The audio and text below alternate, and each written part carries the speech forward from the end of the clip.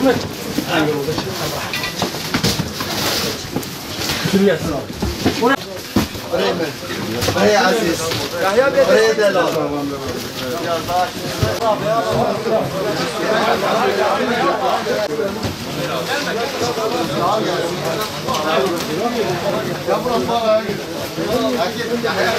Arkadaşlar, burada bakın şu anda bunun için burada dikkat edin. Ahmet abi araya biri girsin. Onları yıkmasın Zeki abi ya. Allah'tan yapıyor. Tamam alır mısın? Yok. Ver abi. Ver bana kaç tane ver şunu yükseltin ben. Ben de buraya gelirim.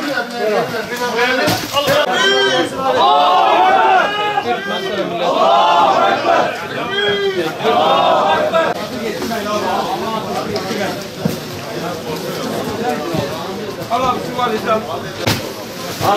Onu sen abi bu işin. Ben buraya bir tane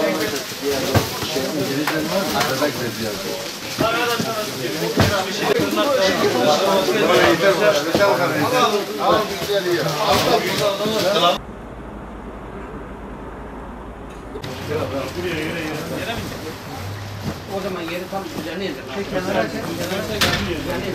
Ben yerimi koy abi.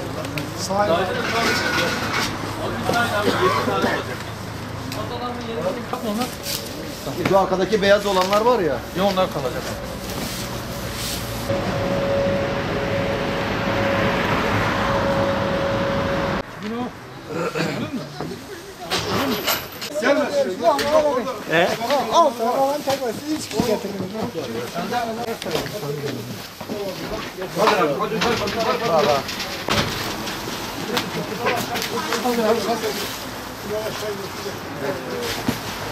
Gelin. Diğer arabalar gelin. Şuna dolduralım. Şuna bizim baba arabaya. Gelen yata şeyleri. Aşağı görevimizi alsa biz çıkar.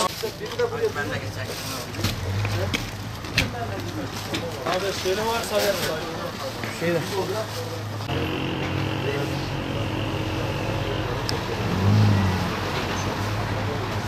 gel.